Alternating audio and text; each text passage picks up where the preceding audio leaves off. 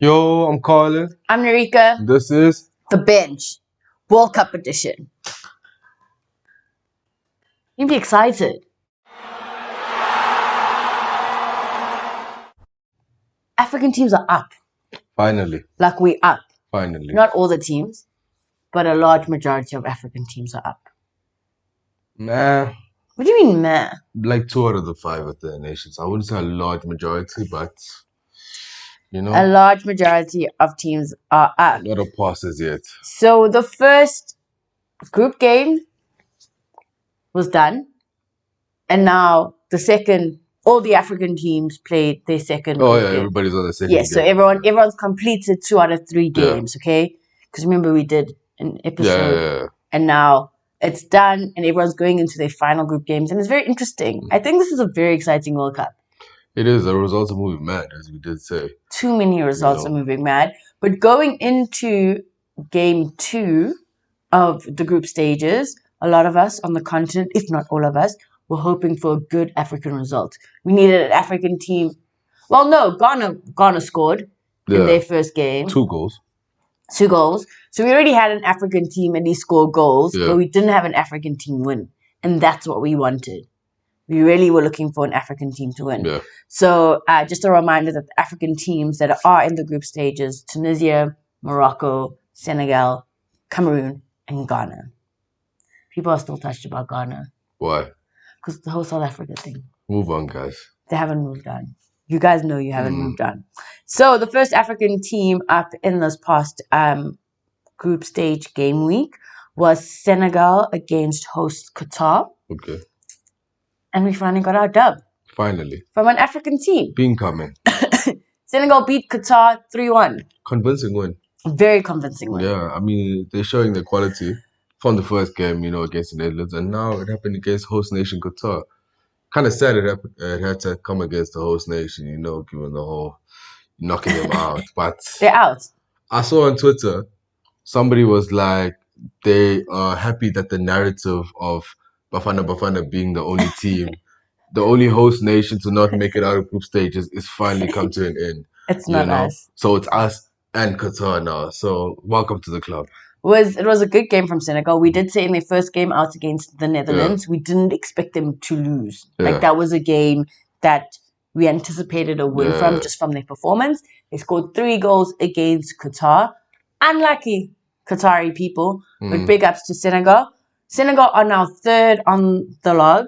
In the group table. On their group table with 3 points behind Ecuador, and they go into the last game against Ecuador. Yeah. So they have to beat Ecuador. Yeah, because I mean, it's 4-4. So Netherlands, Ecuador 4-4, and then Senegal are 3. So it's literally 1 point between them getting knocked out, and going home. Or they have to win. They can't draw.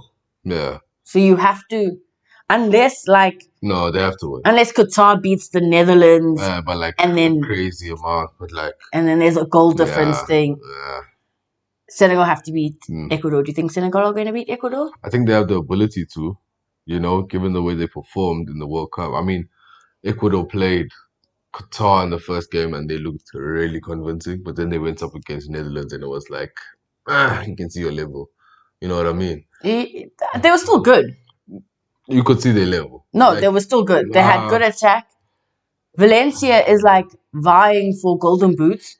You know what? At the end of the day, I saw the level. I was like, this is what it is. It's not surprising the way that they played. You go against Qatar, get all the confidence, but you go against a good team like Netherlands and you're still Ecuador. Okay, we're going to leave it at that. Senegal do go into the last game of Group A, needing to beat Ecuador to qualify for the round of 16. The next African team that was up was Tunisia, and they played Australia. Honestly, I don't agree with the result. So the result was Australia beat Tunisia 1-0. Yeah. Personally, I don't agree with it. Why? Because Tunisia was a better team than Australia. Were they on the day? Before the day, on the day, after the day, a better team. I think rankings say otherwise. I think Australia are up there. Not that rankings really matter, guys. As we did say, Belgium were number 1 for 5 years. But Tunisia have the capability of being better than Australia. on their day, possibly same level and such. So the game ended 1-0. They lost. It's kind of sad. They're on the. I thought Tunisia. I was expecting Tunisia to follow Senegal's performance, like W and then another W, but they got an L. They didn't. There was missed opportunities. They didn't capitalize when they could have, which leaves Tunisia in fourth place with just 1 point, and their last game against France. They would have to beat France, and Australia would have to draw. No, there's a lot of math going on here. So France are through. Yes, France are through. France are through, right? So that's something that's. And if France really cared about Africa, you'd feel all your subs. You would lose the game to Tunisia. Yeah, so you can. A lot of players came from Tunisia. They're probably gonna play against a French team that's gonna be resting a lot of players for knockout rounds. Well, they should. That's how it usually happens. That's the right thing to do. So put Africa first. France. Tunisia is gonna have their best squad. France are gonna play their squad that's kind of rested a bit. Yeah. So if there is a situation where France now field a weakened team and Tunisia win, and then Denmark draw or lose against Australia somehow, and then the maths, and then they somehow make it through. So either Denmark, Australia draw, and then Australia's on 4 points, and Tunisia beats a France, and then Australia and Tunisia are both on 4 points, and then it's a goal difference. Or Denmark beats Australia. In any variation of these results, Tunisia have to beat France. Essentially. That's it. Yeah. Tunisia have to go in and beat France to get to the round of 16. Yeah. But, we cross our fingers and hope for the best with Tunisia. Anything's possible. The next African team that was up in the second game of the group stages. What a magnificent performance by the boys from North Africa. The Atlas Lions, Morocco. This was the second win of an African team at the World Cup. Yeah, Senegal were the first. Yes. But then, I saw on Twitter as well. Yeah, Twitter's like the daily news. Shout out Twitter. Shout out all you people. Shout out Twitter. Morocco beat Belgium 2-0. And it's their first win since 98 at a World Cup. And their first win at a World Cup since 98. I would have never said that. I would have never said that. And it was a convincing one. Yeah, I mean, I remember we talked about the last episode, the previous episode, the one before Enrique did it by herself, where Morocco are always that team that, you think they win games and solid squad and such. So for me to, find out that it's their first win, basically, in 24 years, it's kind of mad. And what a win. What a win against a team like Belgium, who were ranked 1 for a very long time. On a side note, I want to put this on record. FIFA had us all out here believing that Belgium was the number 1 ranked football team in the world for years. Belgium, in their golden era. Even KDB came out and said they were never going to. They were too old. I feel like everything got set up against Belgium to even win that game. Basically, go out of group stages or qualify, and win. We don't care. So it's kind of weird for your star players to come in and say we're too old to go ahead and win the World Cup.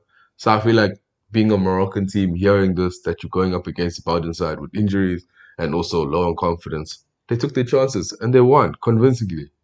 It is convincingly. Our man Ziyech back in the squad, man of the match. A performance by Ashraf Hakimi. They won the match. He went and he kissed his mom, guys. What a guy, wholesome. What a wholesome gens. What a wholesome team. I don't know if it's because I was in Morocco that now I what you have this affinity towards. I have a bit of a bias because now I know Morocco. Shout out to all my Moroccan friends. That.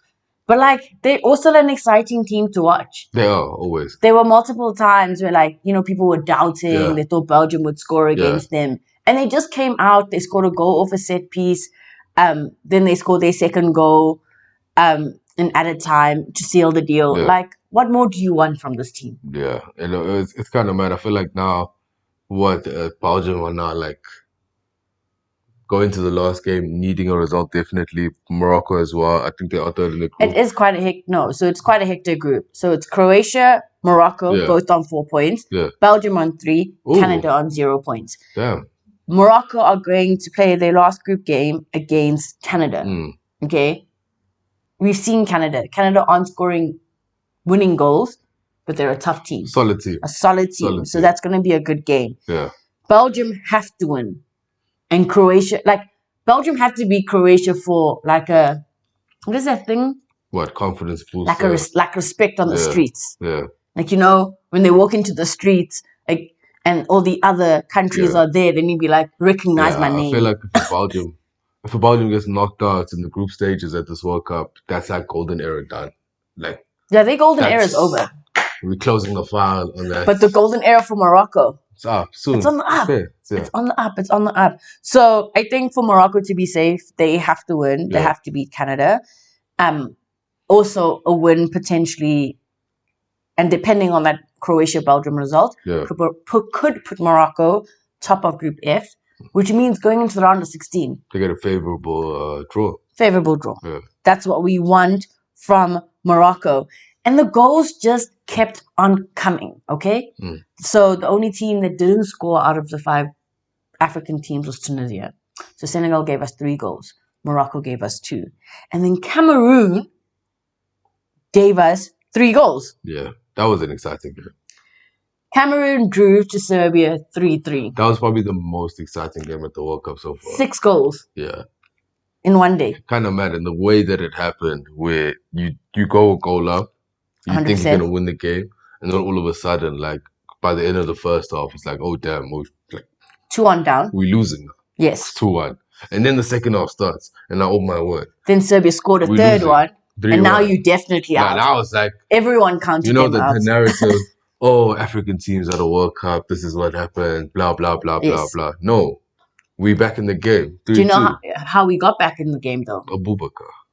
We spoke about him in Jan. During the men, Vincent Abubakar. What a player. What a captain. What a player. Came on in the 60th minute. Game changer. And that's what you want from a sub. Yeah, I mean, come to man. He did the things. Also, he's not the type of player I would expect to be sitting on the bench. Yeah, it's kind of mad. I didn't expect him as well to be on the bench, given the... Morocco, Cameroon has a lot of talented players. Yes. But at the end of the day, he is one of the most talented players, that the squad has. Yes. But I think for this game, they left out of Abubakar. They benched a keeper like Onana. No, Onana's out of there. Yeah. Onana's cancelled. It's a tense situation. He's gone. He's left Qatar. He's gone back to wherever. He went back to Cameroon. It's mad. It's mad, that situation, So there's kind of what do they call it? Disharmony in the squad at this time. But then you have someone with experience like Vincent who will steer the ship. He came on, made the game 3-2, and Choupo-Moting, if I'm not mistaken, also got onto that score sheet. The game ended 3-3, and I promise you, Cameroon could have scored a winner. Yeah, but it's weird. I mean, it takes me back to, I don't know if it was the 2014 AFCON or the 2017 AFCON, where Cameroon camp had a lot of disharmony as well. I think they were coach Hugo Bruce at the time. Oh man, who coached them, if I'm not mistaken. And then he took a lot of players who were fringe players, left out stars, did a whole lot of things because people didn't want to play for them. Went on to win against all odds. And it's kind of like the situation now where they're benching star players. There's a lot of disharmony in the squad, keepers leaving, And they're still pulling out results, a lot of determination. What a quality team. I'm excited. But they are in a bit of a pickle, a bit of a difficult group in Group G. Cameroon are currently sitting third with 1 point. They needed to beat Serbia to get those 3 points, but they didn't. So Brazil topping their group with 6 points. Switzerland second on 3 points, and it's Cameroon and Serbia. Cameroon's final game is against Brazil. Yeah, that's given Brazil's performance. Same logic as France, okay? Yeah. Brazil, do right by Africa and let the African team win. Currently ranked number 1 in the world, and they look like a deserving number 1. So it's kind of tough for Cameroon to get that result to see if they're going to make it through. But Brazil needs to do right by the continent and then just let the African team win. I don't think it's that difficult. You still finish first, but let the African team win so that we can also go through and dominate in the round of 16.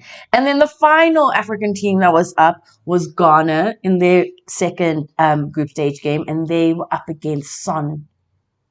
I don't know how to say his first name. Heung-min Son. Son Heung-min. Son Heung-min. And South Korea. Yeah. And Ghana got a W for Africa. Yeah. 3-2. That was an insane game as well. I mean, man of the match, kudos. Somebody was like... Kudos to Kudus. Kudos. Wow, that's lame. But played the game well. I mean, I think he's like 21, 22. Highly rated. Kind of mad that by logic, Bafana beats Ghana. Technically, Bafana better than South Korea as well. You know, if we were here at the World Cup, this would have been our game.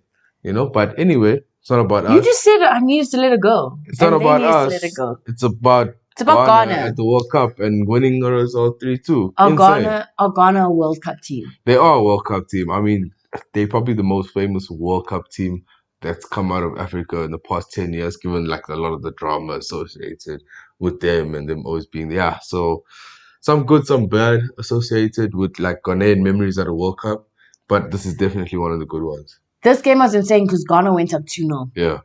We, as an African continent, was back in Ghana and they went 2-0 up. Yeah. And then Korea scored 2 goals to equalize the playing field. Yeah. Like in 3 minutes or something ridiculous. And then the narrative started again. I know it was something ridiculous because I promise you, every time I jump into an actual work meeting, because I watch the game and then I'm at work. Yeah. But the moment I go into a meeting and someone asks me to speak and now I have to be in corporate Narika mode, the team score goals and I miss goals. Every single day this happens. And I miss the Korean goals. I literally went to that meeting, gassed up that Ghana were about to catch a W. Yeah. And then it was 2-2. And then, as I said, that narrative started. I heard the commentators, the fans saying, African teams can score, can't defend, all those kind of things. Like, we're going to lose the game at the end of the day. Then bang, kudos again.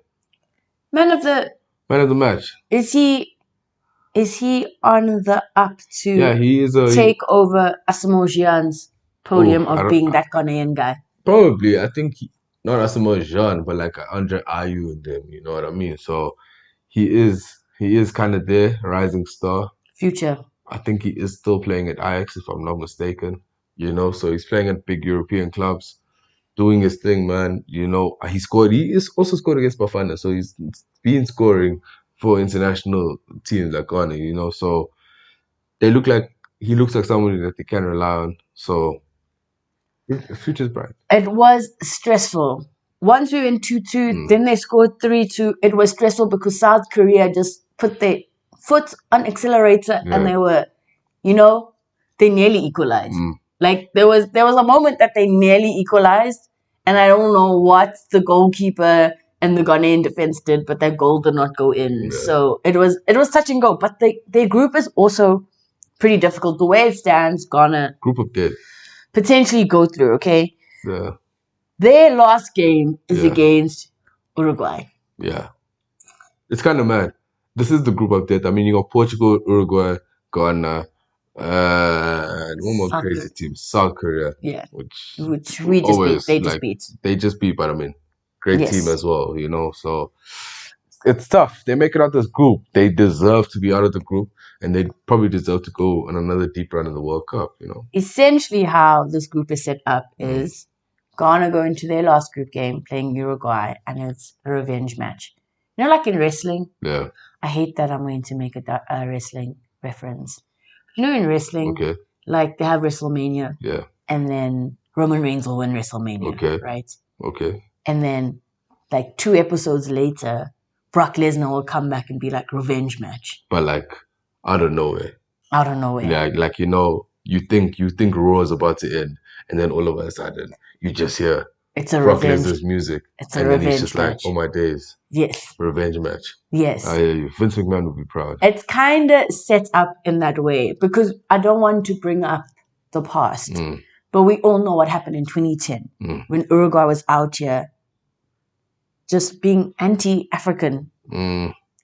Anti-African continent. Yeah, I know it's tough memories. That might be a bit harsh of a statement, but if Uruguay knew what was right. They were going to let Ghana go through to the semi-final because an African nation has never gone that far. They have. We haven't. So it's revenge match. Actually insane. It is set up like this a revenge. This is insane. Yeah. It is. I shouldn't deep it like that. And you look at the Uruguay and Ghanaian team. Ghanaian team is the youngest team at the World Cup. And Suarez is in this team. This is an insane match, actually. What the hell? Revenge match. No. I told you. Yeah. So, out of the 5 African teams that played their second game in the group stages, we had 1 loss, we had 1 draw, and 3 wins. Okay. Morocco, decent. Senegal, Ghana all won their games. Morocco, Senegal, Ghana are in positions where they could potentially get out of their group stages, depending on the final day results. So drop a comment. Let us know if you are from Ghana, Morocco, Senegal, Cameroon, or Tunisia. How do you feel about your teams? How do you feel about the wins or the results that have happened in the second game of the group stages? And what are your predictions for the final group stage games? Are all 5 African teams getting out of the group stages? What's happening? Who's getting to the knockout round? I especially want to hear about the revenge match. Ghana, Uruguay. We meet again in Qatar. I wonder if people carry rocks and stuff. Do you just trip someone up for fun? Damn, no, that's violence. Is that no violence? Say no to violence. Say no to violence. Don't forget to like, share, and subscribe. It's all love. Until next time, we are The Bench, and this is the World Cup.